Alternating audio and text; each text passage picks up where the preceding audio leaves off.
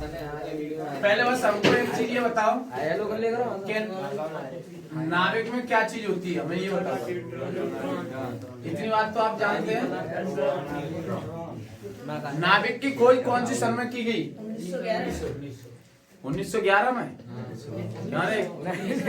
1932 में, वो 1919 में। 1911 में तो अल्फा कणों का प्रकीर्णन किया गया। इसके बाद तुम्हें न्यूट्रॉन की खोज बताई होगी। सुनो, न्यूट्रॉन की खोज शॉर्ट में देख लो, 1932 में की। किससे? अल्फा कणों। अल्फा कणों की बौछार किस पर की गई? बेरिलियम। अल्फा कणों की बौछार जब बेरिलियम पे की गई तो उससे उदासीनी किरणें उत्पन्न हुई। एक रेडियो एक्टिव किरणें होती हैं जिन्हें अल्फा बीटा गामा कहते हैं। गामा धनावेशित कण होता है, बीटा ऋणावेशित होता है और उदासीन होता है। और न्यूट्रॉन कैसा होता है? उदासीन। जब अल्फा कणों की बौछार बेरिलियम पे की गई तब उससे क्या हुआ? एक उदासीनी किरण निकली। जब उदासीनी किरण निकली तो ये किरण गामा हो सकती है और नहीं भी हो सकती। जो गामा भी उदासीन है। अब इसकी करनी पड़ी भाई हमको जांच। जब इसकी हमें जांच करनी पड़ी तो गामा किरण की जो ऊर्जा होती है वो हमने तुम्हें बताया 5 मेगा इलेक्ट्रॉन वोल्ट होती है, जिसे उत्पन्न करने के लिए 55 मेगा इलेक्ट्रॉन वोल्ट ऊर्जा चाहिए। ये बात मैंने तुम्हें इतनी बताई होगी। प्रयोगों द्वारा ये देखा गया कि गामा कण की इतनी होती है, जो कण उत्पन्न होके आ रहा है या जो उदासीन किरण उत्पन्न होके आ रही है उसकी ऊर्जा 7 मेगा इलेक्ट्रॉन वोल्ट है। जो कण उत्पन्न हुआ है उसकी ऊर्जा इतनी है। अब तो ये वाला कण गामा कण तो हो नहीं सकता, क्योंकि ऊर्जा अलग अलग है, तो ये गामा कण नहीं है। तब कहा गया कि ये गामा कण नहीं है, ये एक उदासीन कण है। और इसका आकलन करके उन्होंने कहा कि इस पर कोई आवेश नहीं होता है।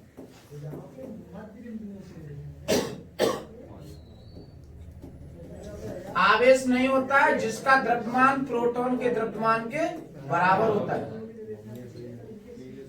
आवेश नहीं होता है और जिसका द्रव्यमान क्या होता है? प्रोटॉन के द्रव्यमान के बराबर होता है। अब क्रिया देखो, बेरिलियम का परमाणु रिएक्शन मैंने लिखवा दी थी उस दिन।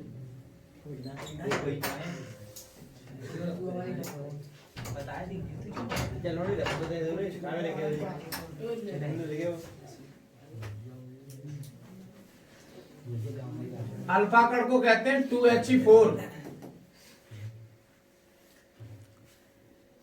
2He4 इसकी रिएक्शन जब आप इससे करोगे तो तुम्हें पता है क्या बनता है भाई?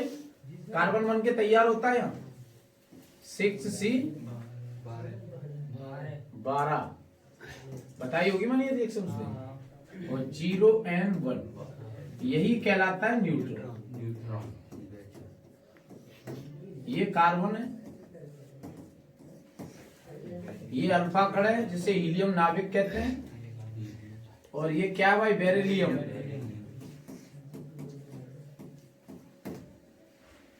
तो रिएक्शन पूरी लिख चुकी है क्या? कहां तक लिखा बस हमें स्टेप बता दीजिए। उसके बाद आप ये रिएक्शन लिख दीजिए।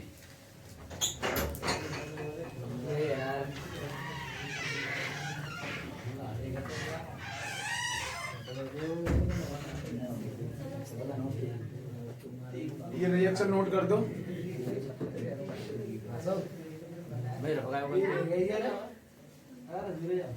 अगर उद्यम करोगे मैं यहाँ से बजा दूंगा। ये चीज ध्यान रखना, रफ जिस पे वो रफ दे दीजिए। सुबह सुबह आके यहाँ परेशान होकर बजाऊं यहाँ से तो अच्छा नहीं पड़ेगा। बात भी कर रहे हैं आप क्लास को डिस्टर्ब भी कर रहे हैं।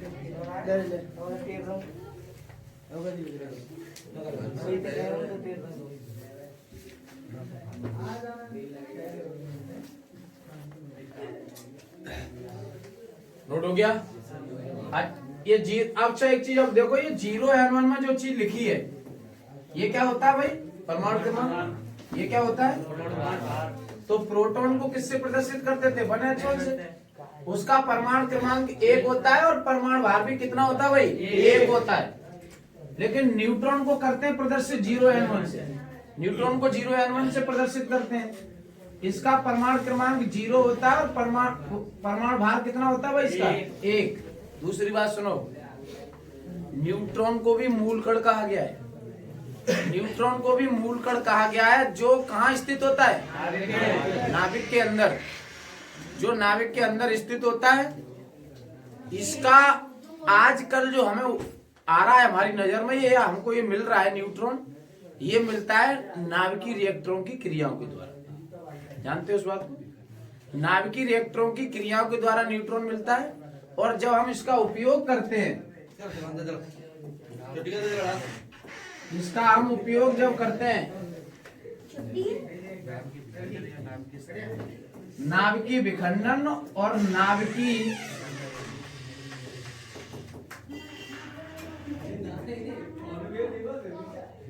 विखंडन और नाभिकीय विघटन में इसका उपयोग किया जाता है। ये नाभिकीय विखंडन की क्रिया तुमने पढ़ी है। परमाणु बम का सिद्धांत नाभिकीय विखंडन के सिद्धांत पर कार्य करता है। और नाभिकीय विघटन आगे चैप्टर तुम्हें मिलेगा, रेडियो एक्टिवता या रेडियो धर्मिता, वहां मिलेगी ये क्रिया। ठीक है ना? तो इसके रिएक्शन के नीचे आप लिखें, नाभिक एक मूल कण है, वो न्यूट्रॉन एक मूल कण है। न्यूट्रॉन एक मूल कण है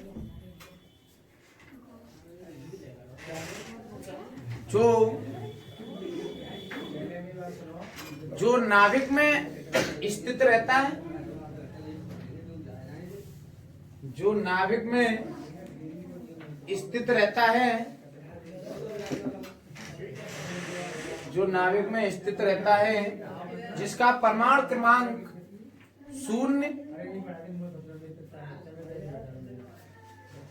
जिसका परमाणु क्रमांक 0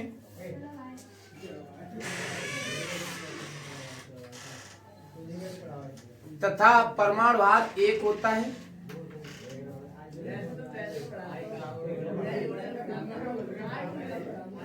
आजकल न्यूट्रॉन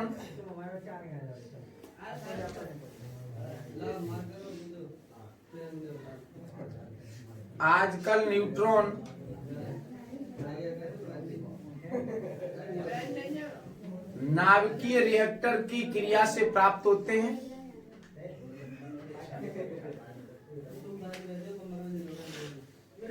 आजकल न्यूट्रॉन नाभिकीय रिएक्टरों द्वारा प्राप्त होते हैं।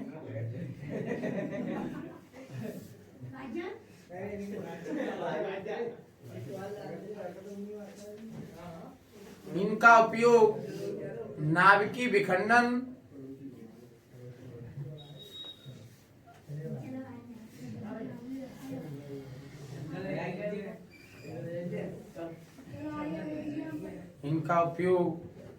नाभिकीय विखंडन तथा नाभिकीय विघटन में किया जाता है।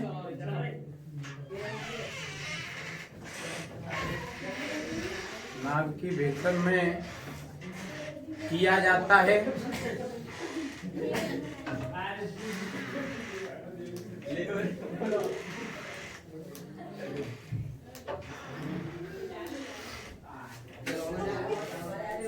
नई लाइन से लिख देना, न्यूट्रॉन एक उच्च ऊर्जा का कण है। न्यूट्रॉन एक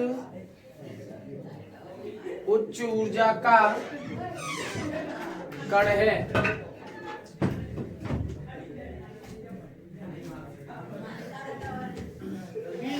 एक उच्च ऊर्जा का कण है।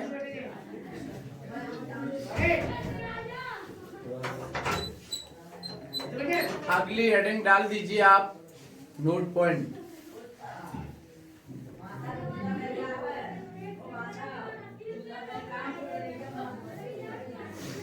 सुनो भाई,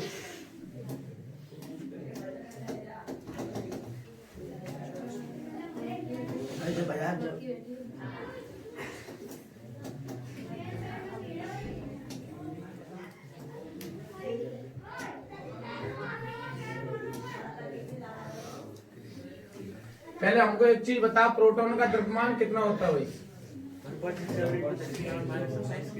तो नोट पॉइंट में लिखा जा रहा है कि जो प्रोटॉन का द्रव्यमान होता है ना, वो एक हाइड्रोजन परमाणु के बराबर होता है। ठीक है ना? तो लिखो नोट पॉइंट पे, प्रोटॉन का द्रव्यमान एक हाइड्रोजन परमाणु के द्रव्यमान के बराबर होता है।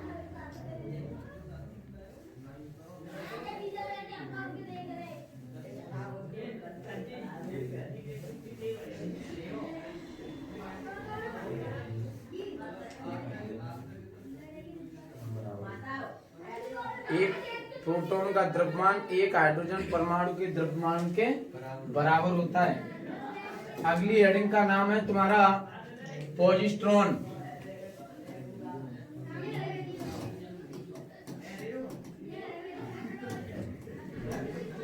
पॉजिट्रॉन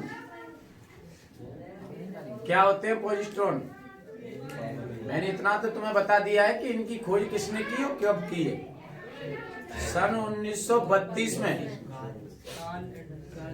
कार्ल एंडरसन ने की, और क्या हुआ, इन्हें 1936 में नोबेल पुरस्कार भी मिला। दोनों एक जीके का क्वेश्चन बन गया ये। दूसरी बात यह है कि इन्होंने कैसे करके इन कणों को प्राप्त किया।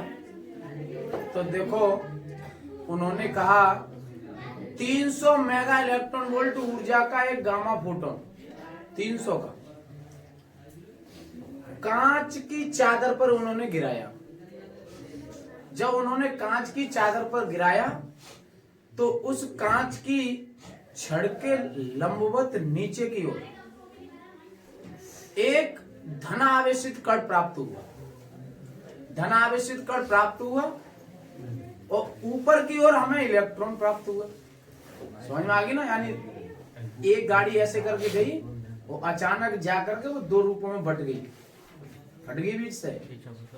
तो एक ऊपर को निकला वो तो इलेक्ट्रॉन गया, जो नीचे की ओर निकला वो पॉजिट्रॉन गया। एंडरसन ने जांच की इसकी, तो उन्होंने ये चीज देखा, जो ये कण है उसका द्रव्यमान इलेक्ट्रॉन के द्रव्यमान के बराबर उन्होंने ज्ञात किया ये। अच्छा, इन कणों के मूल कणों के द्रव्यमान किससे मापे जाते हैं? द्रव्यमान किससे मापे जाते हैं? स्पेक्ट्रोमापी से। तो देखो, उन्होंने ज्ञात किया कि जो पॉजिट्रॉन है इसका द्रव्यमान इलेक्ट्रॉन के द्रव्यमान के बराबर है, परंतु आवेश प्रोटॉन के बराबर है। समझ में आ गई? तो प्रोटॉन पे जो आवेश होता है वो प्लस के 1.6 10 टू पावर माइनस के 19 कूलम होता है, और द्रव्यमान होता है पॉजिट्रॉन का वो 9.1 10 टू पावर माइनस के 31 किलोग्राम होता है। यानी पॉजिट्रॉन जो कण पाया गया उसका द्रव्यमान इलेक्ट्रॉन के द्रव्यमान के बराबर, आवेश प्रोटॉन के बराबर होता है। इस चीज को आप ध्यान रखना। तो लिखो इसमें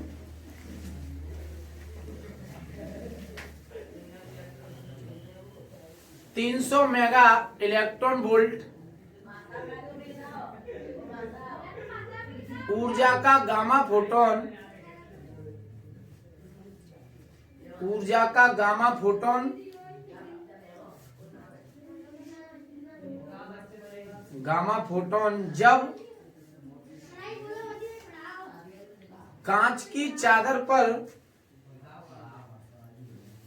गामा फोटोन कांच की चादर पर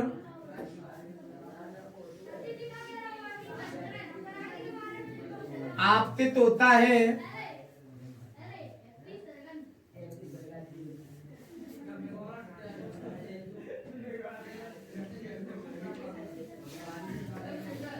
तो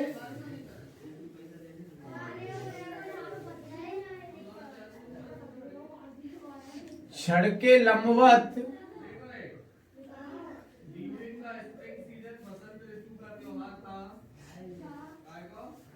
तो छड़ के लंबवत नीचे की ओर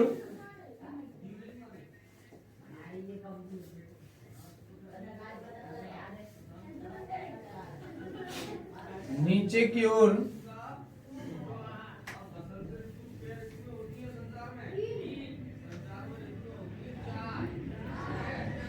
एक कण पाया जाता है,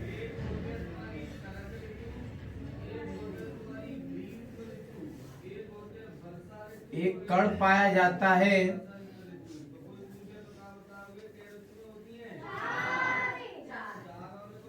तब सन 1932 में एंडरसन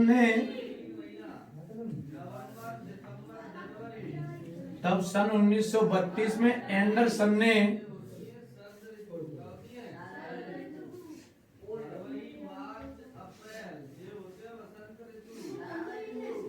ज्ञात किया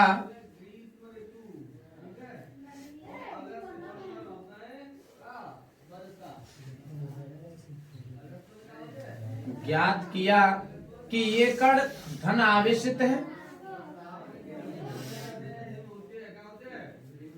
ये कण धन आवेशित है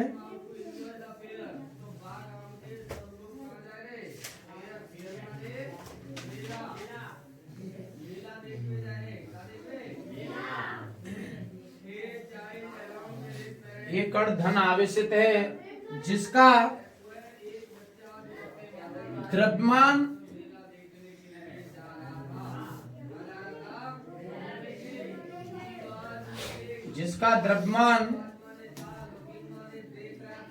इलेक्ट्रॉन के द्रव्यमान के बराबर है।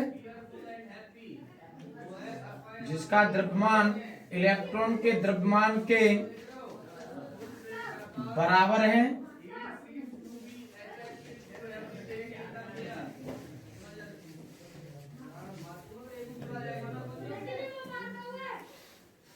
और आवेश प्रोटॉन के बराबर है।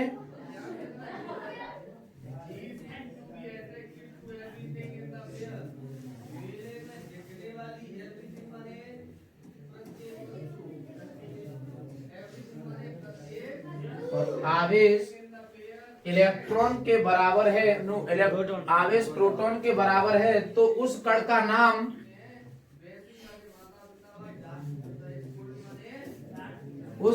नाम पॉजिट्रॉन रख दिया।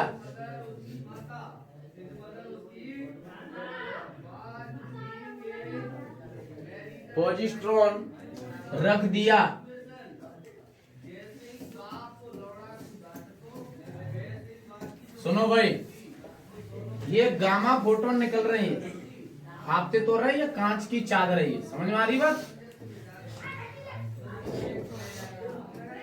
ये कांच की चादर पर गामा फोटोन जब ये आपतित होते हैं तो आपतित होने से क्या होता है कि नीचे की ओर जाते हैं, वो तो पॉजिट्रॉन है, और ऊपर की ओर निकलते हैं, वो क्या है, इलेक्ट्रॉन। इलेक्ट्रॉन पर जड़ा आवेश होता है, ये पॉजिट्रॉन है, इलेक्ट्रॉन है। 3 गामा फोटोन दिखाए गए हैं, ऐसे करके क्रिया बन जाती है। इतनी बात समझ में आ गई। इनके नाम रख दीजिए कि ये तुम्हारा इलेक्ट्रॉन है,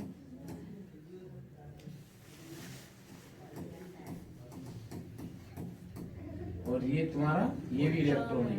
ऊपर की ओर जो जा रहा है वो इलेक्ट्रॉन है।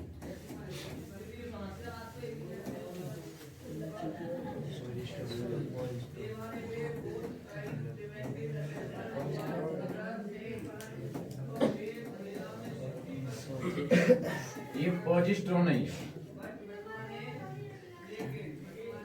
ये भी पॉजिट्रॉन नहीं है।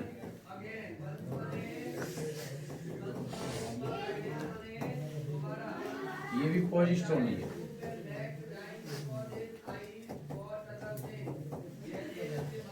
यानी जब कोई गामा फोटोन कांच की चादर पर आपतित होता है तो कागज तल के लंबवत नीचे की ओर जो कण प्राप्त होता है, उस कण का द्रव्यमान इलेक्ट्रॉन के द्रव्यमान के बराबर, और ये धन आवेशित कण है यानी प्रोटॉन के बराबर है, तो उस कण का नाम सन 1932 में एंडरसन ने क्या रख दिया था, पॉजिट्रॉन। ठीक है ना, तो इसको नोट कर दीजिए। कब प्राप्त होता है, जब 300 मेगा इलेक्ट्रॉन वोल्ट ऊर्जा का गामा फोटोन कांच की चादर पर डाला जाता है। समझ में आ गई ना, बना दीजिए।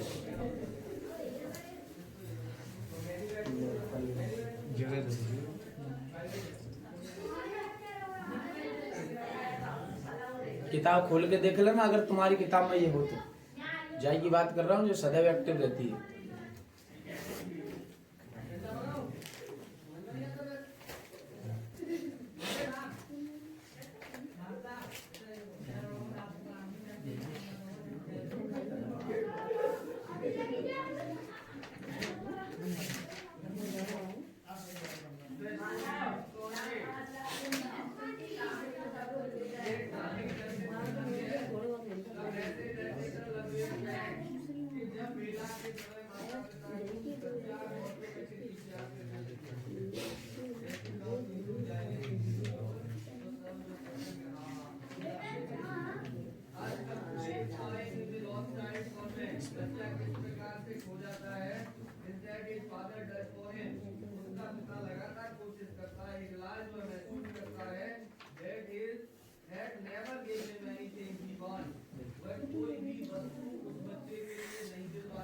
बन गया।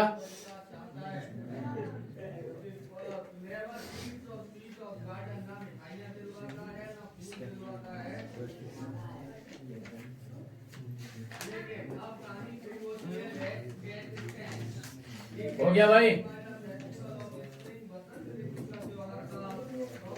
अगली हेडिंग आप नोट पॉइंट डाल दीजिए। इतना हार्ड चित्र है ये, सो अभी तक नहीं बना पाया।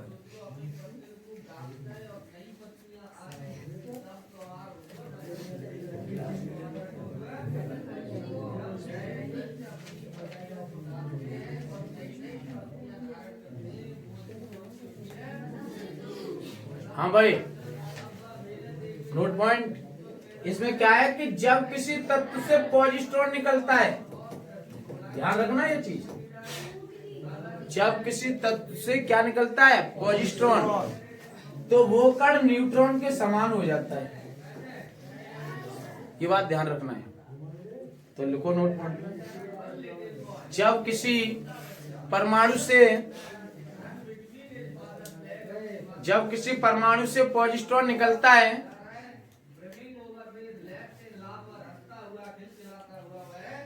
पॉजिट्रॉन निकलता है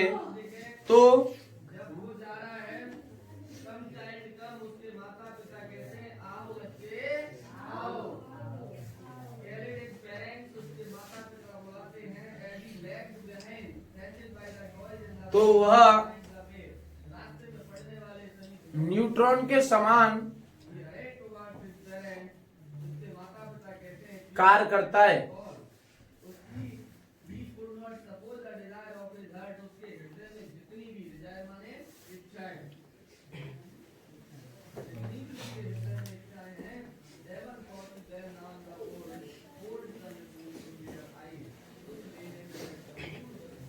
अगली हेडिंग डाल दें आप, युग्म उत्पादन।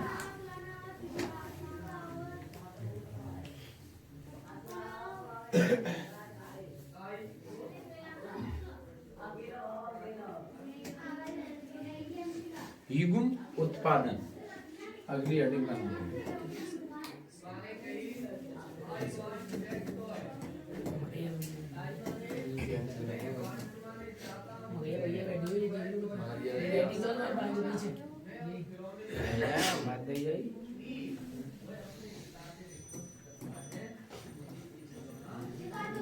युग्म उत्पादन, सुनो, युग्म उत्पादन क्या होता है? युग्म उत्पादन में क्या है कि ये एक नाभिक है। ये तुम इतना से जानते हो कि इसमें क्या होता है, प्रोटॉन और न्यूट्रॉन होते हैं। 1.02 mega electron volt, 1.02 mega electron volt या इससे अधिक, कम से कम तो इतनी है, इससे भी अधिक हो सकती है, ऊर्जा का कोई गामा फोटोन जब किसी नाभिक पर डाला जाता है, तब एक इलेक्ट्रॉन और एक प्रोटॉन, समझ रहे हो ना, एक इलेक्ट्रॉन और एक प्रोटॉन का निर्माण होता है। ये इलेक्ट्रॉन बना और ये प्रोटॉन बना, और कितने कण बन के तैयार हो गए? दो को केमिस्ट्री में कहते हैं युग्म। समझ में आ गई ना बात? तो जब इतने ऊर्जा का फोटोन नाभिक पे डाला जाता है तो एक इलेक्ट्रॉन और एक पॉजिट्रॉन का निर्माण होता है। यह क्रिया युग्म उत्पादन कहलाती है। ठीक है, कितने कण बनते हैं इसमें? दो। तो लिखो युग्म उत्पादन।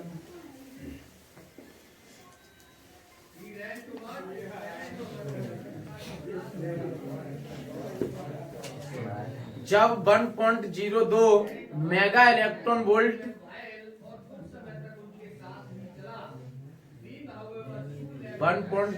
मेगा इलेक्ट्रॉन वोल्ट या इससे अधिक ऊर्जा का,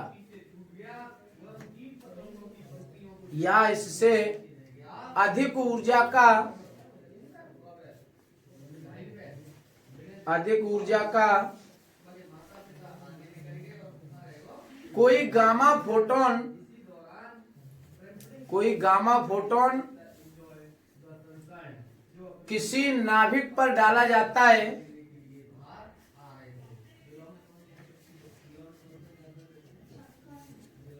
किसी नाभिक पर डाला जाता है तो नाभिक उसे अवशोषित कर लेता है।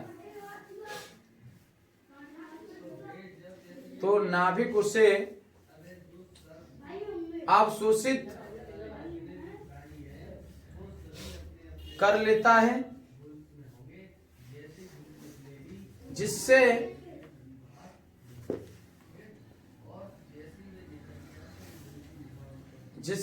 एक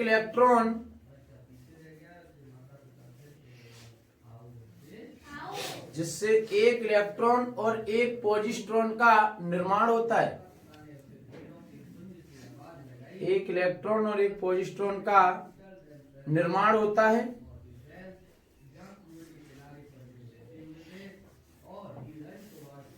यह क्रिया युग्म उत्पादन कहलाती है।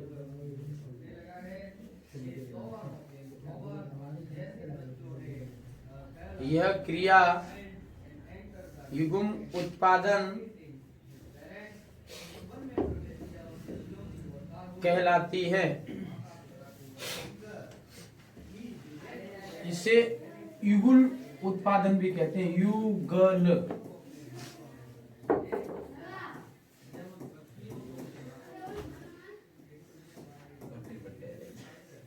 इसे युगल उत्पादन भी कहते हैं।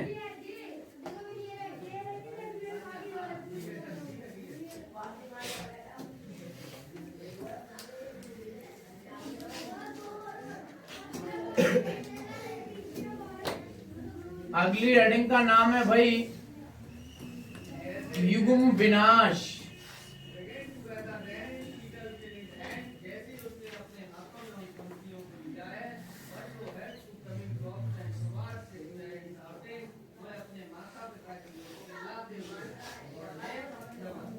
युग्म विनाश या इसको बोलते हैं भाई युग्म का विलोपन।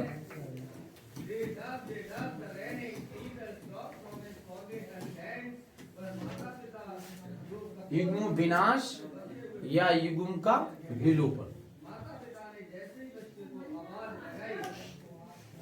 सुनो, वहां पे पीछे क्या हुआ था? अभी युग्म का उत्पादन हो गया। अब युग्म खत्म करना है आपको, तो वे दोनों कण उठा करके इकट्ठे करने हैं। समझ में आ गई ना? अरे तभी तो युग्म खत्म होगा। जहां दो लोग बैठे हैं तो फिर उनको एक करना है, तो समझौता करके एक हो पाएगा। पहले अलग अलग बैठे थे वो, समझ में आ गई? तो उनको खत्म कर दी वहां से। तो वही चीज है कि आपको इलेक्ट्रॉन और पॉजिट्रॉन को क्या करना है? आपको मिलाना है। जब इनको मिलाते हैं ना तो एक कण बनता है जिसकी ऊर्जा कितनी होती है? वही 1.02 मेगा इलेक्ट्रॉन। क्यों? उसके ठीक विपरीत क्रिया है। अरे युग्म उत्पादन के ठीक विपरीत होगी। समझ में आ गई? तो लिखो युग्म उत्पादन, वो युग्म विनाश में। युग्म उत्पादन के विपरीत, युग्म उत्पादन के विपरीत होने वाली, युग्म उत्पादन के विपरीत होने वाली क्रिया,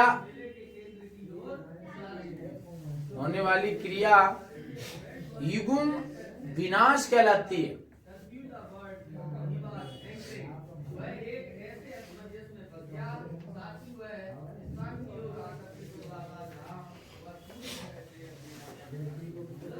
युग्म विनाश कहलाती है। इसमें इलेक्ट्रॉन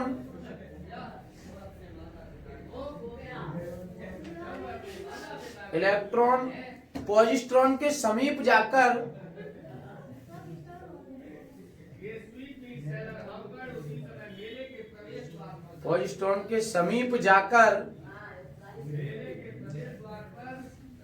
एक कण का निर्माण करते हैं।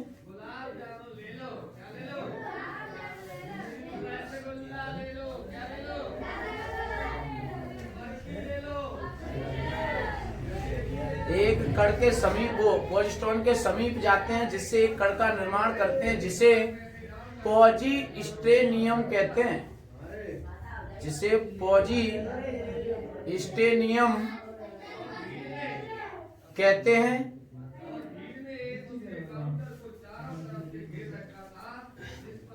इसका अस्तित्व इसका अस्तित्व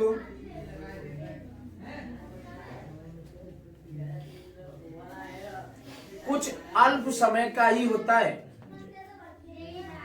जिसका अस्तित्व कुछ अल्प समय का ही होता है और इस क्रिया में 1.02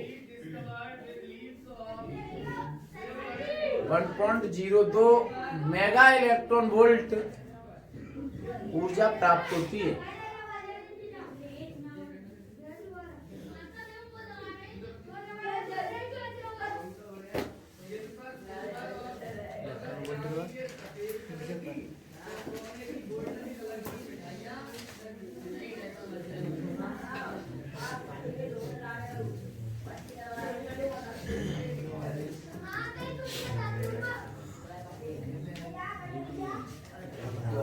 अगली हेडिंग का नाम है न्यूक्लियन।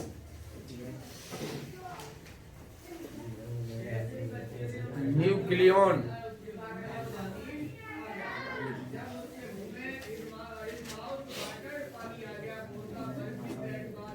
तो देखो भाई, न्यूक्लियन क्या होता है? तुम्हें पता है कि कोई भी पदार्थ होता है उसमें प्रोटॉन भी होता है, इलेक्ट्रॉन भी होता है और न्यूट्रॉन भी होता है। 3 कण से मिलकर बना होता है कोई भी पदार्थ, तो इनका योग होता है केवल वो न्यूक्लियन कहलाता है। ठीक है ना? किसी नाभिक में उपस्थित प्रोटॉनों की संख्या और न्यूट्रॉनों की संख्या का योग न्यूक्लियन कहलाता है। तो लिखो भाई इसमें, किसी नाभिक में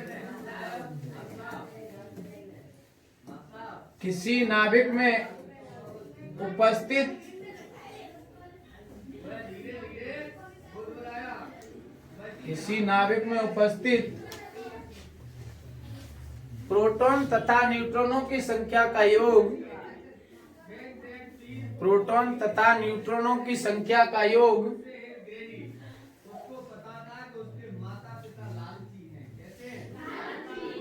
प्रोटॉन तथा न्यूट्रॉनों की संख्या का योग न्यूक्लियन कहलाता है। न्यूक्लियन कहलाता है।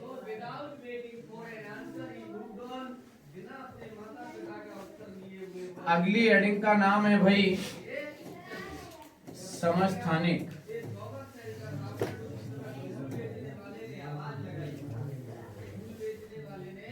बता रहे पढ़ी होगी, समस्थानिक किसे कहते हैं? जैसे हाइड्रोजन है, हाइड्रोजन को 1H1 भी कहते हैं, 1H2 भी कहते हैं, 1H3 भी कहते हैं और 6C12 कोमा में 6C14 ये कार्बन के समस्थानिक है, वो हाइड्रोजन के समस्थानिक है। जैसे में ये समझ में आ गई बात? यानी वे तत्व जिनके परमाणु क्रमांक समान होते हैं परंतु परमाणु भार भिन्न भिन्न होते हैं, उन्हें हम समस्थानिक कहते हैं। ठीक है? यानी सम स्थान पे रखे जाते हैं, उन्हें समस्थानिक कहते हैं। नीचे सब स्थान को बताता है, ऊपर उसके वेट को बताता है, परमाणु भार को बताता है। तो लिखो भाई समस्थानिक में वे तत्व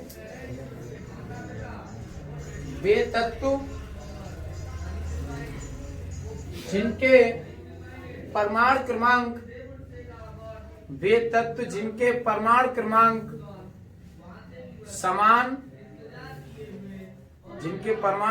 समान तथा परमाणु भार भिन्न भिन्न होते हैं, समस्थानिक कहलाते हैं।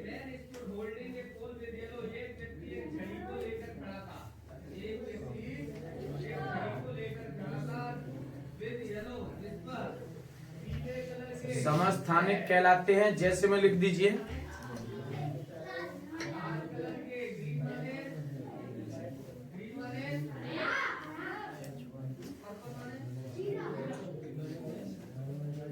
1H1 1H2 1H3 और कार्बन का है 6C12 6C 14।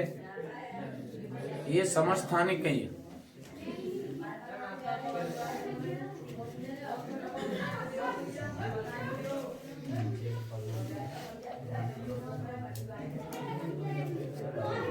हो गया। अगली हेडिंग का नाम है भाई संभारिक।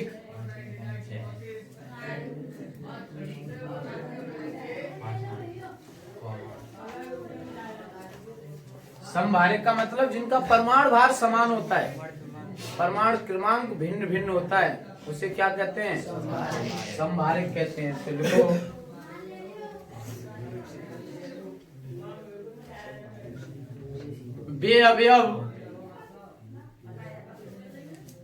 बेअवयव जिनका परमाणु भार समान, बेअवयव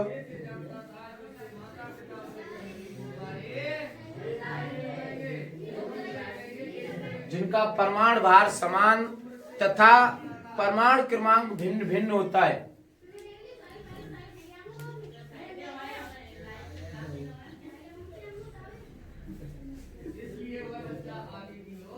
परमाणु क्रमांक भिन्न भिन्न होता है, समभारिक कहलाते हैं। समभारिक कहलाते हैं। समझ गए ना? इस वाले में क्या था? नीचे वाले परमाणु क्रमांक समान थे। इसमें क्या होगा? अब ऊपर वाले समान होंगे, नीचे वाले अलग अलग होंगे। जैसे में जानते हो क्या? जैसे में देखो 1H3 और 2H3, ठीक है ना? दोनों में देखो इसका परमाणु क्रमांक 1 है, इसका परमाणु क्रमांक 2 है, परंतु परमाणु भार दोनों के 3 है। बात समझ में आई इतनी? तो जैसे में लिख दीजिए 1H3 2H3।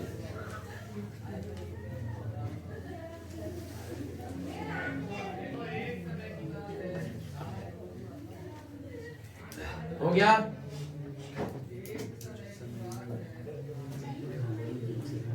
अगली हेडिंग डाल दीजिए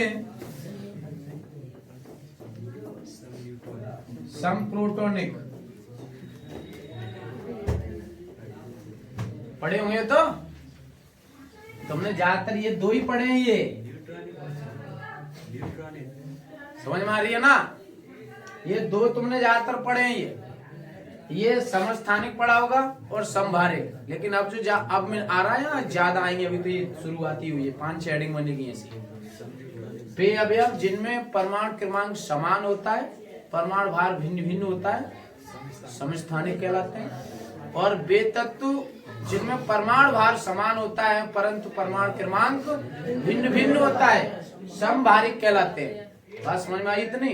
अच्छा, तो हमको एक चीज बताओ कि किसी भी तत्व में अगर हम प्रोटॉन की संख्या निकालते हैं तो प्रोटॉन की संख्या कैसे निकलेगी? ये चीज हमें बता दीजिए, कैसे निकाली जाती है? जब हम किसी तत्व में प्रोटॉन की संख्या निकालते हैं तो कैसे निकाली जाती है? बस ये चीज हमें बताओ। किसी तत्व में प्रोटॉनों की संख्या निकाली जाती है, वो उसके बराबर होती है, परमाणु क्रमांक के बराबर होती है। अरे तो ये समस्थानिक जो है वही तो ये रखा है समप्रोटोनिक। बेतत्व जिनमें प्रोटोनों की संख्या समान होती है उसे ही तो समप्रोटोनिक कहोगे। और इनमें भी तो प्रोटोनों की संख्या समान है। देखो दोनों में समान है कि नहीं? 6 प्रोटोन है। तो समप्रोटोनिक और समस्थानिक एक ही चीज होती है। बात समझ में आई इतनी? तो इसमें लिख लीजिए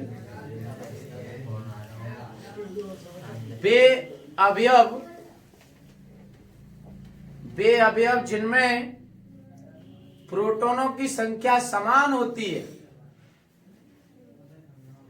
बेअवयव जिनमें प्रोटोनों की संख्या समान होती है,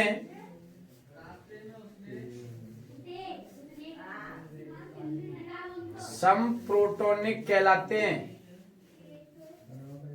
समप्रोटोनिक कहलाते हैं। समप्रोटोनिक कहलाते हैं। जैसे में ये लिख देना भाई, लो जैसे में ये लिख देना, जैसे ये हाइड्रोजन के समस्थानिक है, ये कार्बन के समस्थानिक है।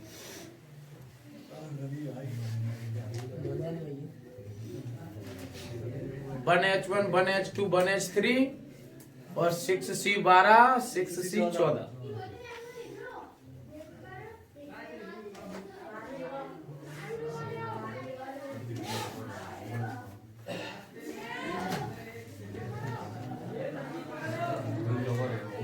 हो गया। अगली हेडिंग का नाम है सम न्यूटोनिक।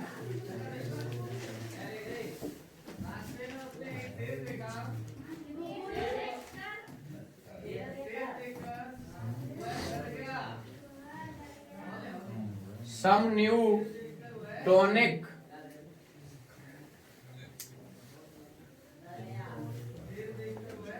तो सुनो, सम माने समान और न्यूटन माने न्यूटन। बे अवयव जिनमें न्यूटन की संख्या समान होती है सम न्यूटोनिक कहलाता है। समझ में आ गई बात? तो लिखिए, बे अवयव जिनमें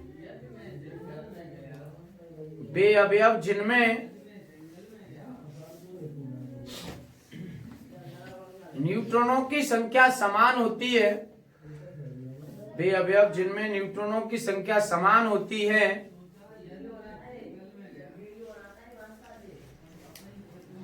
न्यूट्रॉनों की संख्या समान होती है, सम न्यूटोनिक कहलाते हैं।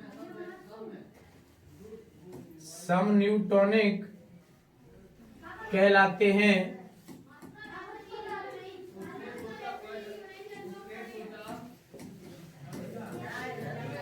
वे अवयव जिनमें न्यूट्रॉनों की संख्या समान होती है सम न्यूटोनिक कहलाते हैं। जैसे देखो इधर ये लिखा है 1H3 और ये क्या लिखा है, ये 2He4। ये देखो इसमें न्यूट्रॉनों की संख्या समान है कि नहीं। परिभाषा तो हम सम न्यूट्रॉन की दे रहे हैं। अब न्यूट्रॉनों की संख्या निकालने के लिए क्या करते हैं कि परमाणु भार में से परमाणु क्रमांक घटाते हैं।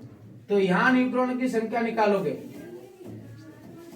न्यूट्रॉन की संख्या जब यहाँ पे निकालोगे तो 3 - 1 यानी कितने न्यूट्रॉन है यहाँ? 2। और यहाँ पे निकालोगे 4 - 2 यहाँ भी कितने? 2। कहने का मेरा मतलब ये है कि दोनों तत्वों में न्यूट्रॉनों की संख्या समान है, अतः ऐसे तत्वों को हम क्या कहेंगे? सम न्यूटोनिक। ठीक है ना, नोट कर दीजिए। जैसे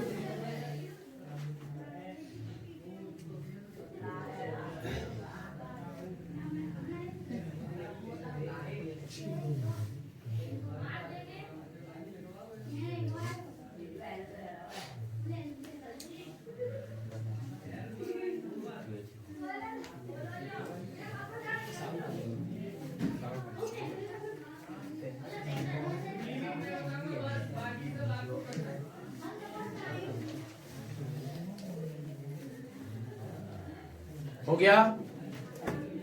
अगली हेडिंग है भाई सम न्यूक्लियन।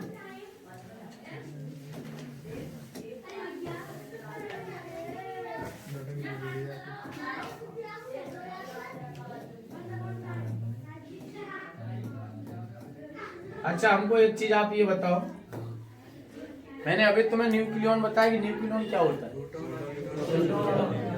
प्रोटॉन और न्यूट्रॉनों की संख्या का योग समान होता है। तो वे तत्व जिनमें प्रोटॉन और न्यूट्रॉन की संख्या का योग कैसा हो? समान हो, तो उन्हें बोलते हैं हम सम न्यूक्लियन। ठीक है ना, तो लिखो, वे अवयव जिनमें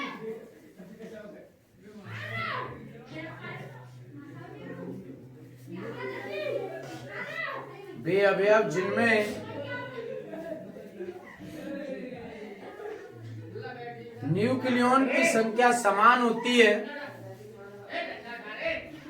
वे अवयव जिनमें न्यूक्लियन की संख्या समान होती है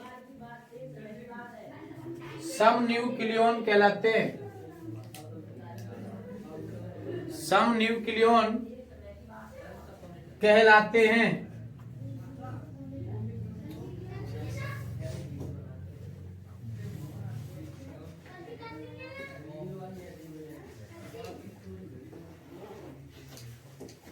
सम न्यूक्लियन कहलाते हैं। जैसे देखो भाई,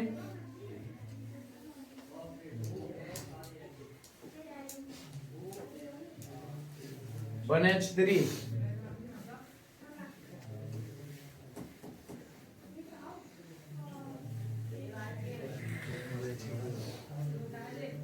देखो यहाँ प्रोटॉन कितने हैं?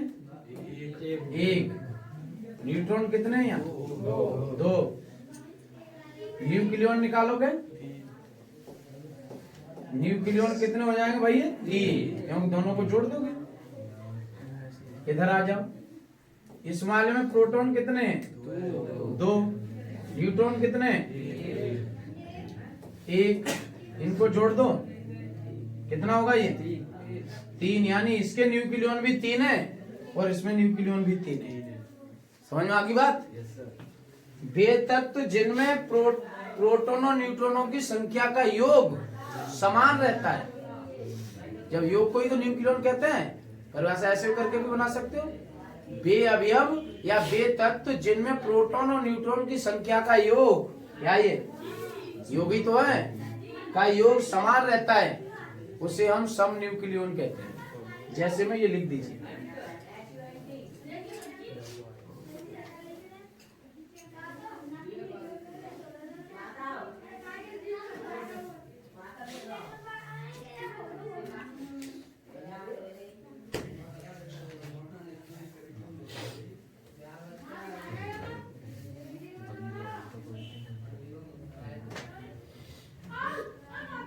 नोट हो गया?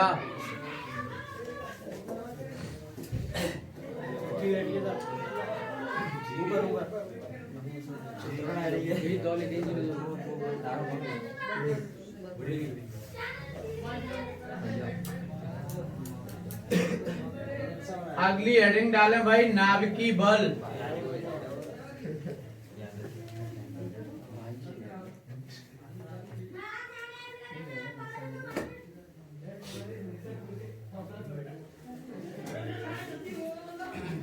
नाभिकीय बल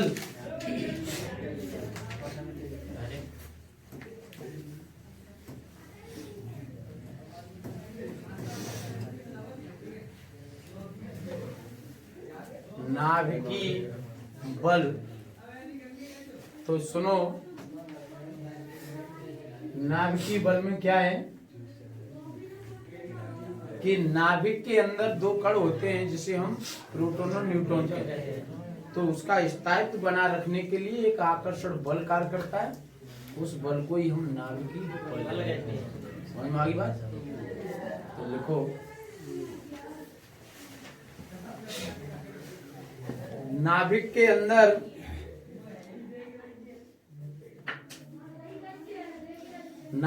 अंदर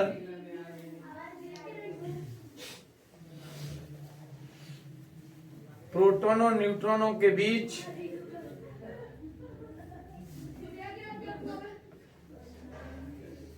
नाभिक के अंदर प्रोटॉन और न्यूट्रॉन के बीच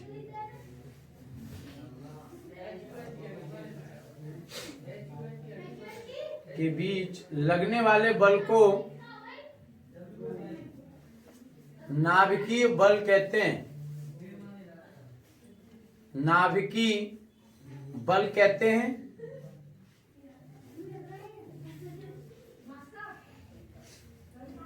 जिससे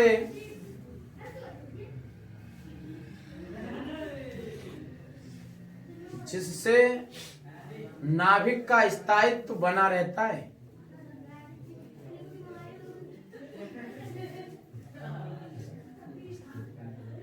जिससे नाभिक का स्थायित्व बना रहता है। नाभिक का स्थायित्व बना रहता है। अगली हेडिंग का नाम है नाभिकीय बल के गुण।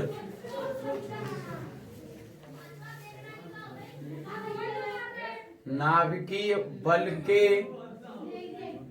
गुण।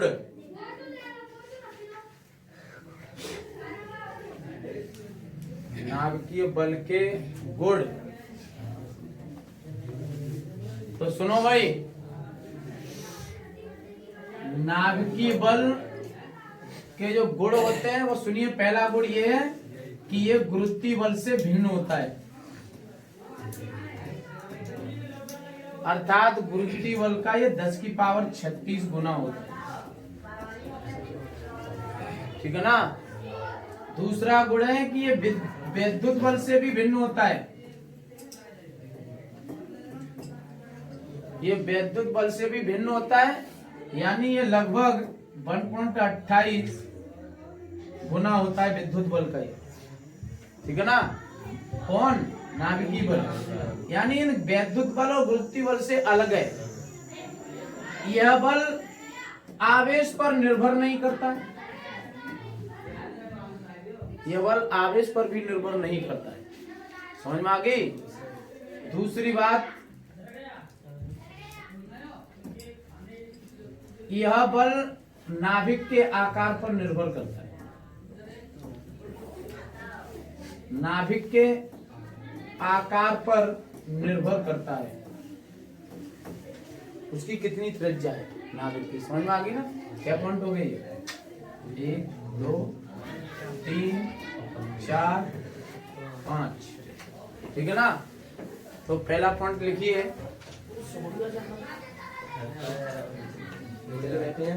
पहला पॉइंट लिखिए, नाभिकीय बल विद्युत बल से भिन्न होता है, नाभिकीय बल विद्युत बल से भिन्न होता है,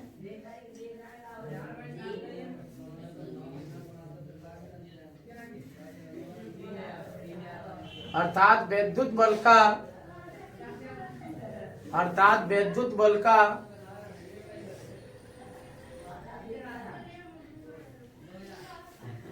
1.28 गुना होता है, 1.28 गुना होता है। दूसरा पॉइंट, नाभिकीय बल गुरुत्वीय बल से भी भिन्न होता है, नाभिकीय बल गुरुत्वीय बल से भी भिन्न होता है,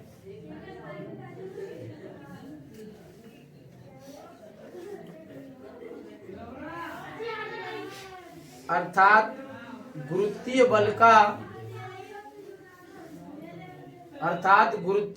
का 10 की पावर 36 गुना होता है, गुरुत्वीय बल का 36 गुना होता है।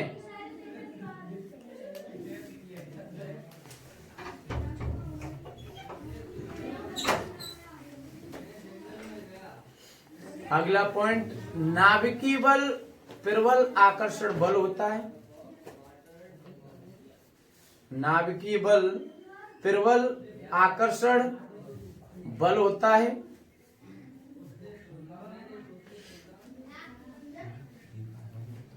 प्रबल आकर्षण बल होता है।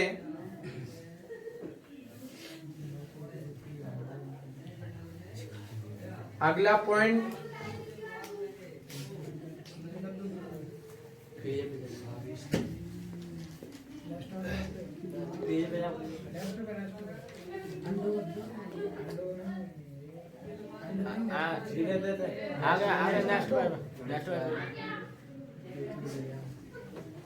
अगला वाला लिखना, नाभिकीय बल आवेश पर निर्भर नहीं करता है, नाभिकीय बल आवेश पर निर्भर नहीं करता है,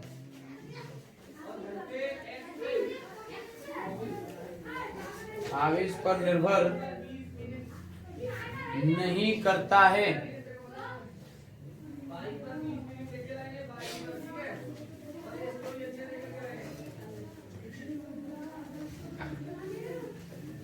अगला पॉइंट, नाभिकीय बल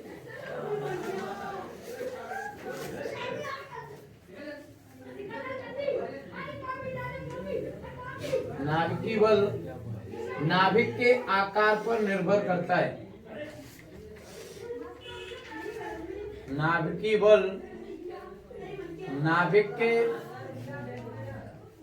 आकार पर निर्भर करता है, नाभिक के आकार पर निर्भर करता है, ठीक है ना।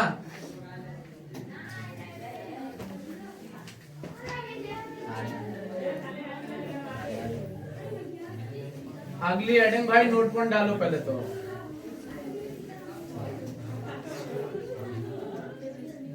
नोट पॉइंट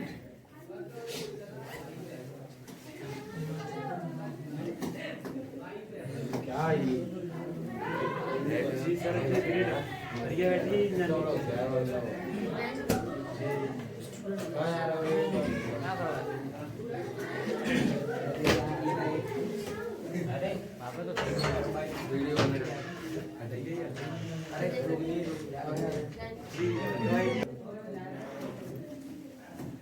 जब न्यूट्रॉन नाभिक के अंदर रहता है तो ध्यान रखना, जब न्यूट्रॉन नाभिक के अंदर उपस्थित होता है तो वो स्थायी अवस्था में होता है। समझ में आ गई? जब न्यूट्रॉन नाभिक के अंदर उपस्थित होता है तो वो स्थायी अवस्था में होता है, और जब वो नाभिक से बाहर चला जाता है तो उसका जीवन केवल 17 मिनट का है। समझ में आ गई ना? नाभिक से बाहर जाने पर न्यूट्रॉन का जो जीवन है वो 17 मिनट का केवल। तो लिखिए, न्यूट्रॉन नाभिक के अंदर स्थायी अवस्था में पाया जाता है। न्यूट्रॉन नाभिक के अंदर स्थायी अवस्था में पाया जाता है। स्थायी अवस्था में पाया जाता है।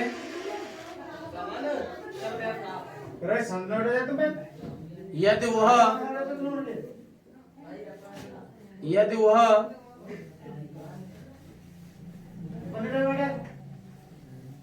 नाभिक से बाहर जाता है, यदि वह नाभिक से बाहर जाता है तो उसका समय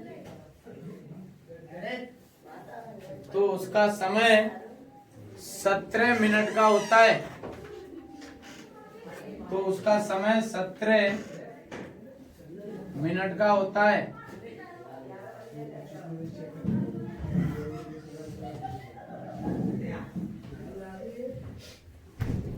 सुनो भाई,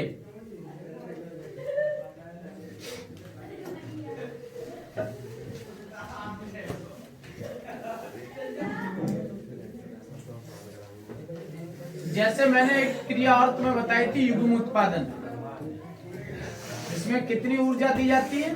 1.02 मेगा। इससे भी अधिक डाल सकते, मैंने ये चीज वहां बताई। अगर जहाँ से अधिक ऊर्जा जो जाती है तो फिर होता क्या है? तुमने भी देखा है कि किसी व्यक्ति को अगर 100 रुपए की जरूरत है, अगर उसे 200 रुपए दे दिए जाएं तो फिर 100 रुपया वो बाजार से जब लौटेगा तो उन्हें खर्च करके ही लौटेगा, खा के ही लौटेगा। और अगर 100 रुपये है और 100 का वहां खर्चा है तो भूखा भी वापस आ सकता है। तो अब इसको युग्म उत्पादन की क्रिया के लिए हमें इतनी ऊर्जा की आवश्यकता होती है, लेकिन इससे जब अधिक ऊर्जा दी जाती है तो फिर होता क्या वहां पे? वहां पे ये चीज होती है कि जो जितनी अधिक ऊर्जा होती है, वो जितनी ये अधिक ऊर्जा होगी, इससे वह ऊर्जा इलेक्ट्रॉन और पॉजिट्रॉन दोनों कणों की गतिज ऊर्जा में बढ़ जाती है। यानी युग्म उत्पादन में तुम्हें पता है कि इलेक्ट्रॉन और पॉजिट्रॉन का निर्माण होता है। अगर 1.02 मेगा इलेक्ट्रॉन वोल्ट से अधिक ऊर्जा जाती है तो जितनी अधिक होगी, इससे वह ऊर्जा दोनों कणों की गतिज ऊर्जा में बढ़ जाएगी, दोनों कणों पर पहुंचेगी। ये गतिज ऊर्जा दोनों कणों की समान नहीं होती है, ये बात ध्यान रखना। तुम्हें एक चीज तो पता है कि पॉजिट्रॉन धनावेश है, इलेक्ट्रॉन एक ऋणावेश है, और नाभिक एक धनावेश है। तो नाभिक में होता है धनावेश और पॉजिट्रॉन पे होता है धनावेश। दोनों पे धन है, पॉजिट्रॉन पे धन, नाभिक पर भी धन। कौन सा बल लगेगा यहाँ? तो प्रतिकर्षण बल होने के कारण पॉजिट्रॉन त्वरित होता है, त्वरित कंपन से करता है, उसे त्वरित कहते हैं। समझ में आ गई ना? तो त्वरित होने लगता है, जिस कारण इसकी गतिज ऊर्जा इलेक्ट्रॉन की गतिज ऊर्जा से अधिक होती है। इतनी बात समझ लो। दूसरी बात यह है कि नाभिक पे धन आवेश होता है और इलेक्ट्रॉन पे ऋण आवेश होता है। कौन सा बल कार्य करेगा? आकर्षण बल कार्य करेगा। आकर्षण बल होने के कारण इलेक्ट्रॉन यहाँ पे मंदित होता है। मंदित माने जैसे माइनस का त्वरण पीछे की ओर कार्य करता है। जैसे गाड़ी इधर जा रही हो, पीछे की ओर एक त्वरण कार्य करता है, उसे मंदन कहते हैं, जो ऋणात्मक होता है। तो यानी इससे इलेक्ट्रॉन मंदित होता है, और मंदित होता है तो तुम्हें भी पता है कि 10 मीटर पर सेकंड के वेग से कोई व्यक्ति इधर जा रहा है और 12 मीटर पर सेकंड के वेग से कोई व्यक्ति इधर से इधर पेल रहा है उसको। तो आप हमको एक चीज बता दिए, गाड़ी चलेगी किधर? पीछे जाएगी। कितने वेग से? 2 मीटर पर सेकंड के वेग से। समझ में आ गई ना बात? तो ये क्या होगी? ऐसी स्थिति में मंदित होगी, वेग बहुत कम निकलेगा। तो ऐसी स्थिति में क्या होगा? जब वेग जितना कम होगा तो गतिज ऊर्जा की कंडीशन तो जानते हो, के बराबर क्या होता है? 1/2 mv²। 1/2 mv²। तो इलेक्ट्रॉन की गतिज ऊर्जा पॉजिट्रॉन की तुलना में कम होती है। ये चीज ध्यान रखना कि युग्म उत्पादन की क्रिया में इतनी ऊर्जा से जितनी ऊर्जा अधिक जाएगी, वो ऊर्जा दोनों इलेक्ट्रॉन की गतिज ऊर्जा में बढ़ जाएगी। पहली बात तो ये होती है वहां पे। और युग्म उत्पादन की क्रिया में 2 कणों का निर्माण होता है। इन दोनों कणों पर गतिज ऊर्जा समान नहीं होती है। समझ में आई ना? इन दोनों कणों पर गतिज ऊर्जा समान नहीं होती है। तब वहां पे फिर जांच की गई कि नाभिक और पॉजिट्रॉन के बीच में प्रतिकर्षण बल कार्य करता है। प्रतिकर्षण बल होने के कारण पॉजिट्रॉन त्वरित होता है, जिस कारण उसकी गतिज ऊर्जा इलेक्ट्रॉन की तुलना में अधिक होती है। जबकि इलेक्ट्रॉन के बीच आकर्षण बल कार्य करता है, इस कारण इलेक्ट्रॉन मंदित होता है। त्वरण और मंदन है तो एक ही चीज, ये चीज ध्यान रखना। मंदन ऋणात्मक होता है, तो इलेक्ट्रॉन यहाँ मंदित होता है, इस कारण इसकी गतिज ऊर्जा पॉजिट्रॉन की तुलना में बहुत कम होती है। ठीक है, तो लिखो नोट पॉइंट में ही अभी तो बात। युग्म उत्पादन की क्रिया में, युग्म उत्पादन की क्रिया में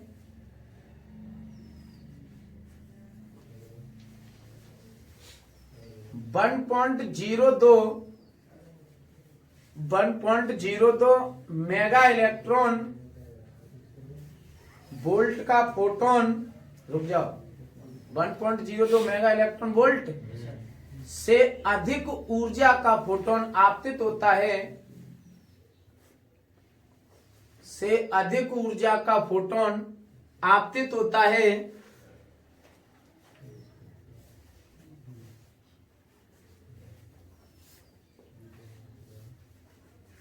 तो जितनी अधिक ऊर्जा होती है, तो जितनी अधिक ऊर्जा होती है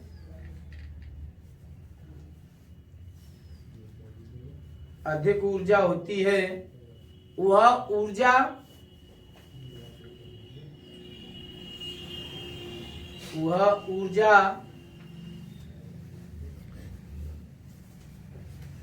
इलेक्ट्रॉन और पॉजिट्रॉन की गतिज ऊर्जा में बढ़ जाती है। वह ऊर्जा इलेक्ट्रॉन और पॉजिट्रॉन की गतिज ऊर्जा में बढ़ जाती है।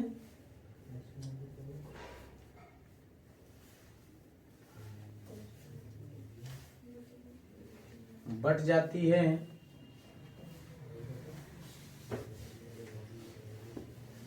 गतिज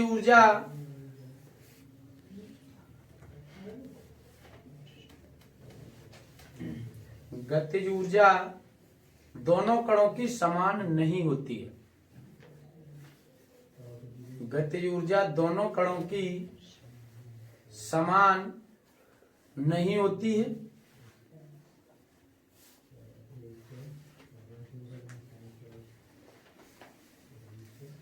पॉजिट्रॉन प्रतिकर्षण के कारण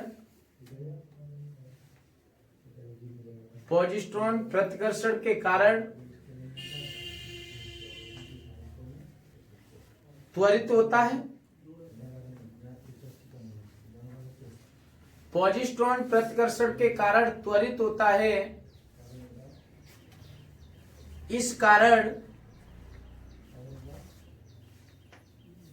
त्वरित होता है। इस कारण इसकी गतिज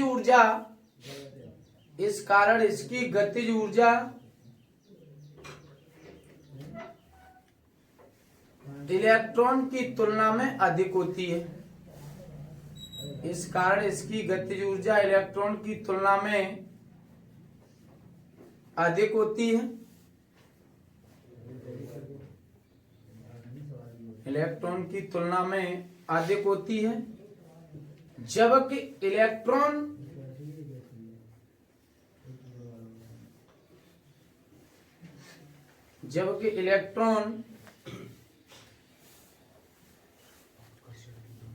आकर्षण के कारण मंदित होता है।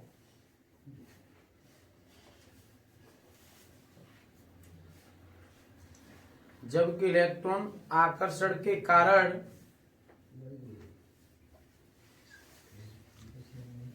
मंदित होता है, इसलिए इसकी गतिज ऊर्जा कम होती है।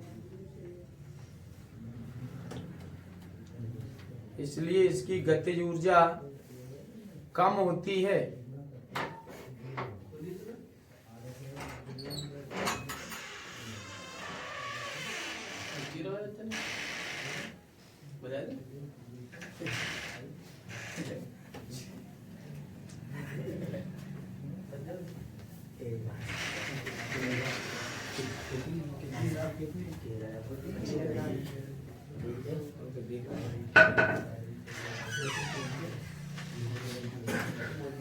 इसलिए इसकी गति ऊर्जा कम होती लिख दिया ना।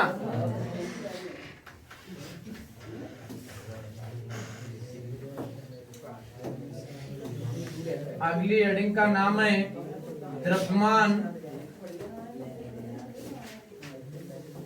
द्रव्यमान ऊर्जा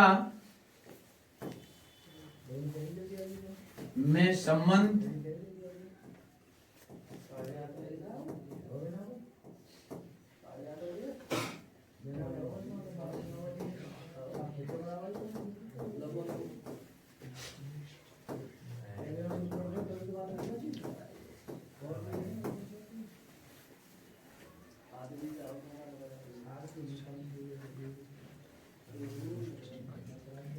आइंस्टीन का नियम या द्रव्यमान ऊर्जा में संबंध।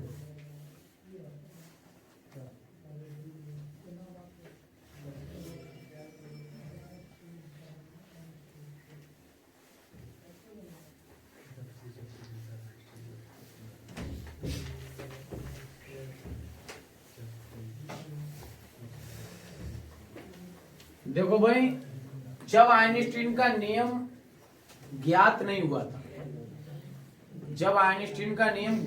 हुआ था, उससे पहले लोग ये विचार करते थे कि द्रव्यमान और ऊर्जा ये दोनों अलग अलग भौतिक राशियां हैं। समझ में आ गई ना? द्रव्यमान और ऊर्जा ये दोनों अलग अलग हैं। कहा जाता था कि द्रव्यमान पदार्थ का एक मूलक या मौलिक कण है और ऊर्जा कार्य करने की क्षमता है। ठीक है ना? ये बात पहले कही जाती। फिर क्या हुआ कि आइंस्टीन ने इस बात को देखा कि द्रव्यमान भी एक ऊर्जा होती है। जैसे तुम जानते हो कि कार्य करने की क्षमता ऊर्जा कहलाती है। हमें किसी वस्तु को अगर दाबना है तो हम उसके कार्य करेंगे, अपने हाथों से ऐसे ताकत देंगे तो दब जाएगी। और अगर उस वस्तु पर कोई ला करके भारी पिंड रख दिया जाए तब भी तो वो वस्तु दब जाएगी। तो यानी पिंड में क्या होता है? द्रव्यमान। ये बात आइंस्टीन ने कही कि द्रव्यमान भी एक ऊर्जा है, यानी ऊर्जा को द्रव्यमान के रूप में और द्रव्यमान ऊर्जा के रूप में परिवर्तित हो सकता है। तो इसलिए उन्होंने एक अपना समीकरण दिया था, E बराबर mc ऊर्जा, जहां m तुम्हारा होता है भाई द्रव्यमान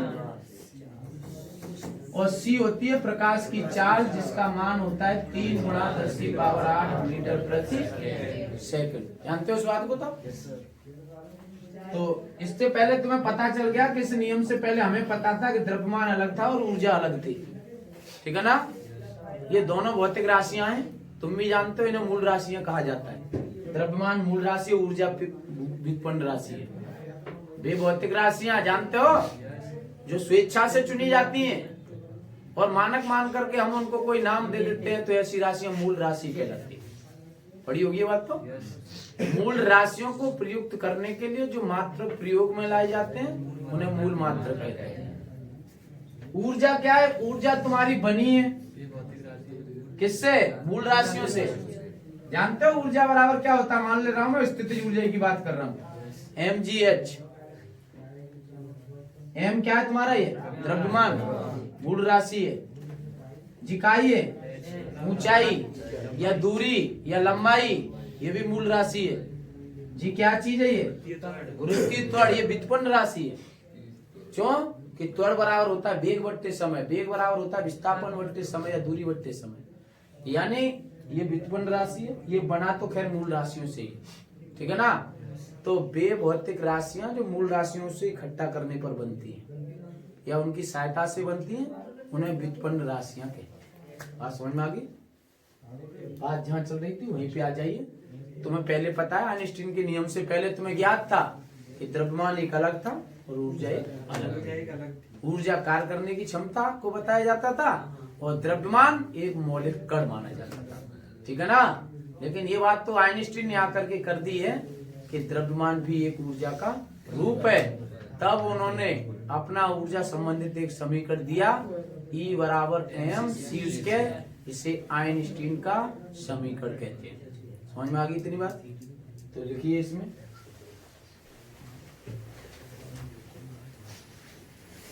आइंस्टीन के प्रकाश वैद्युत समीकरण से, आइंस्टीन के प्रकाश वैद्युत समीकरण से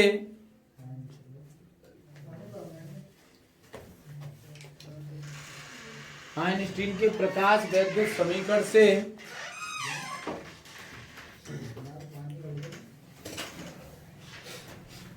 पहले द्रव्यमान और ऊर्जा को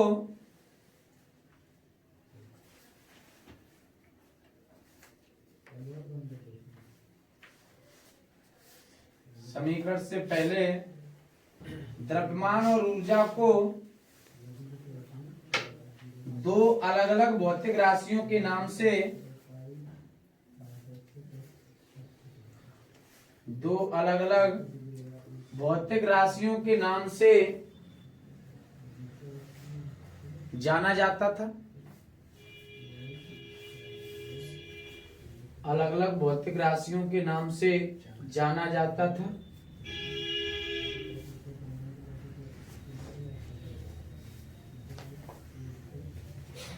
तब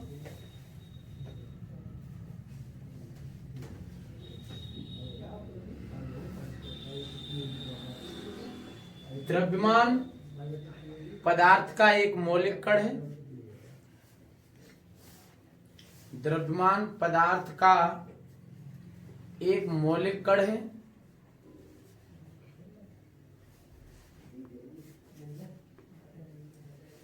एक मौलिक कण है और ऊर्जा कार्य करने की क्षमता है।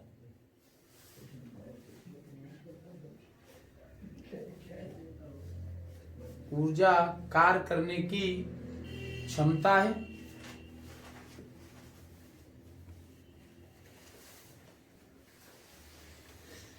नई लाइन से लिखना, आइंस्टीन के अनुसार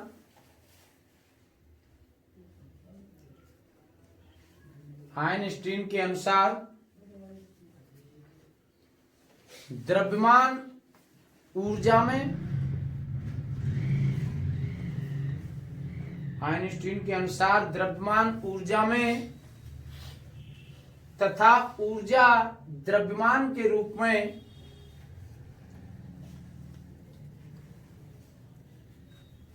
द्रव्यमान ऊर्जा में तथा ऊर्जा द्रव्यमान के रूप में संचित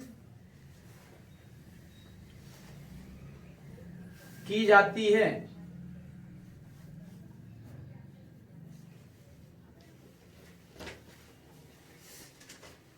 संचित की जाती है तब ये सूत्र लिख देना, नहीं लानी। E बराबर mc²।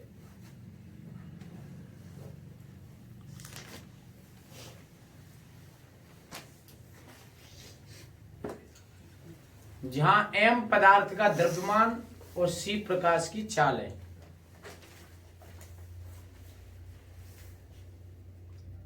m पदार्थ का द्रव्यमान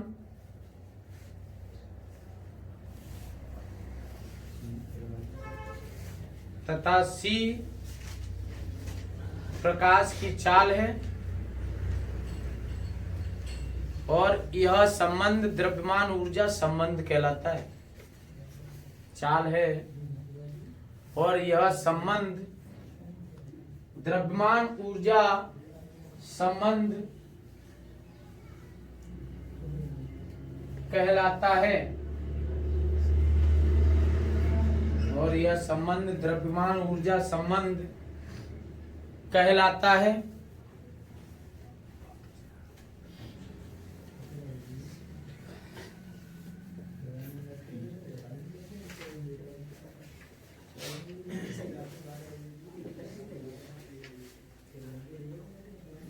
अगली हेडिंग डालें आप द्रव्यमान क्षति।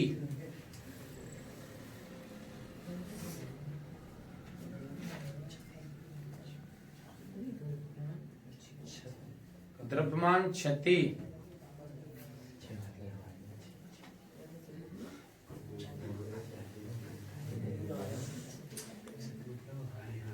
क्षति का मतलब तो आप जानते हैं क्या होता है, हानि।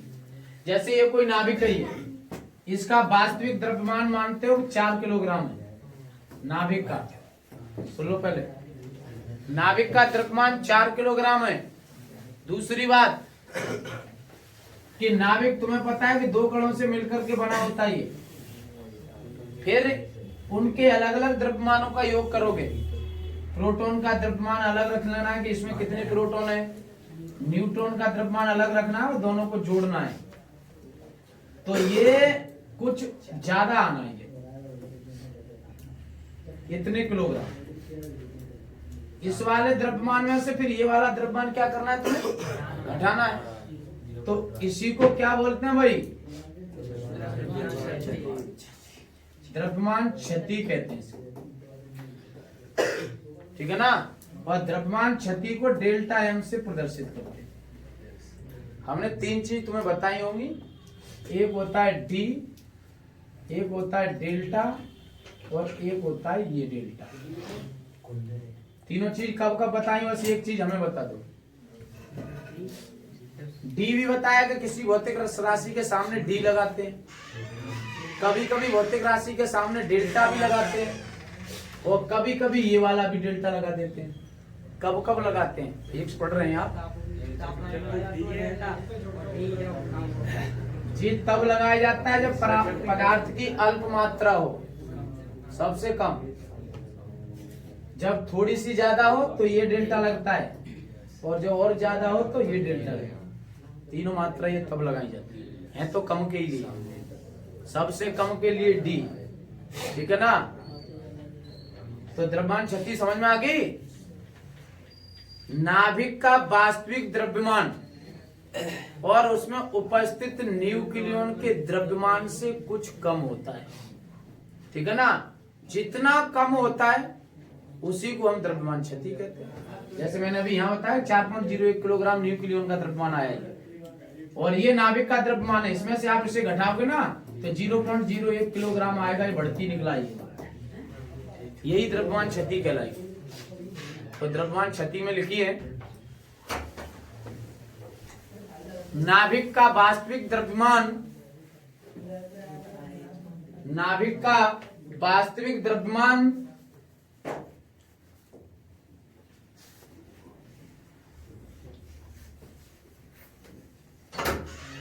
न्यूक्लियन के द्रव्यमान से, नाभिक का वास्तविक द्रव्यमान न्यूक्लियन के द्रव्यमान से, न्यूक्लियन के द्रव्यमान से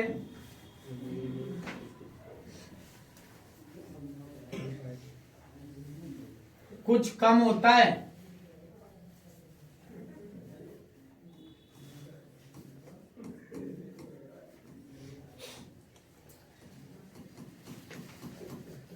कुछ कम होता है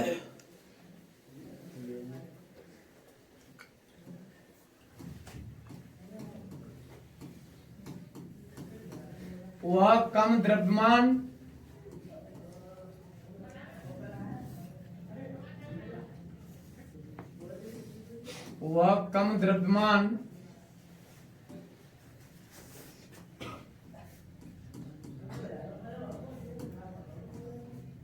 द्रव्यमान क्षति कहलाता है।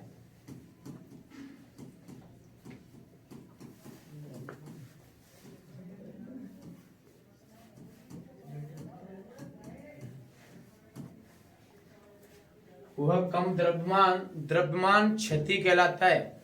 सुनो, द्रव्यमान क्षति बराबर क्या है? न्यूक्लियन का द्रव्यमान और माइनस के नाभिक का वास्तविक द्रव्यमान। ठीक है ना? इसको डेल्टा एम से प्रदर्शित करते हैं भाई। डेल्टा एम बराबर, सुनिए, न्यूक्लियन का द्रव्यमान यानी एम। न्यूक्लियन किसे कहते हैं? प्रोटॉन और न्यूट्रॉन का योग।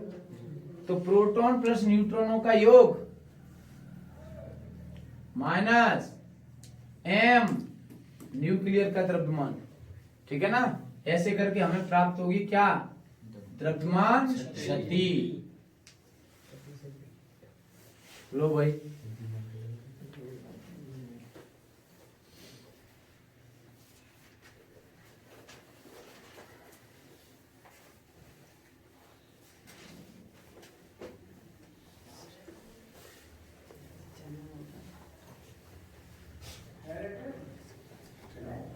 हो गया? Yes sir.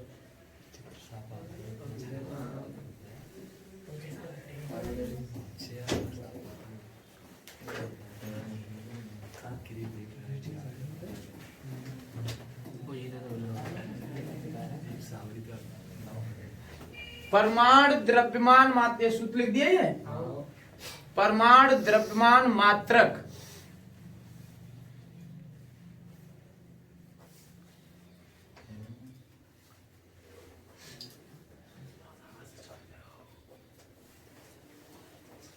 परमाणु द्रव्यमान मात्रक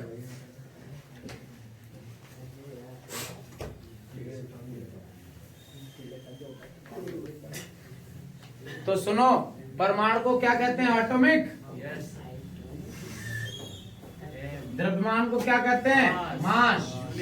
और मास को और मात्रक को क्या बोलते हैं भाई? यूनिट। हम पहले भी चर्चा कर चुके हैं इस चीज पे कि इसे एएमयू कहते हैं, एटॉमिक मास यूनिट। ठीक है ना? सुनिए, इलेक्ट्रॉन, प्रोटॉन, न्यूट्रॉन, इनके द्रव्यमान कुछ अल्प मात्रा में पाए जाते हैं। समझ में आ गई ना? कम। इनके द्रव्यमान कुछ अल्प मात्रा में पाए जाते हैं। तो इनके मात्रकों को लिखने के लिए एक यूनिट बनाई, उसका नाम रख दिया परमाणु द्रव्यमान। समझ में आ गई ना? ये होता क्या है, ये चीज देखिए। इस एटॉमिक परमाणु द्रव्यमान जो होता है वो कार्बन परमाणु के 1/12 के बराबर होता है इसका द्रव्यमान।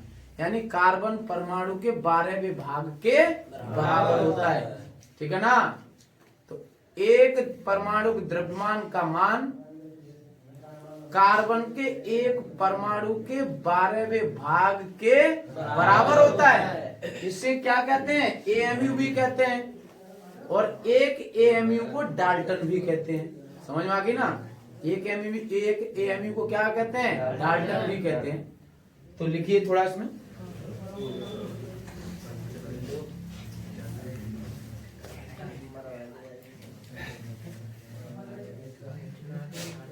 इलेक्ट्रॉन, प्रोटॉन, न्यूट्रॉन के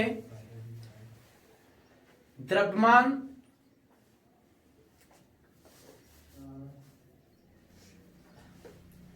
इलेक्ट्रॉन, प्रोटॉन, न्यूट्रॉन के द्रव्यमान अल्प होने के कारण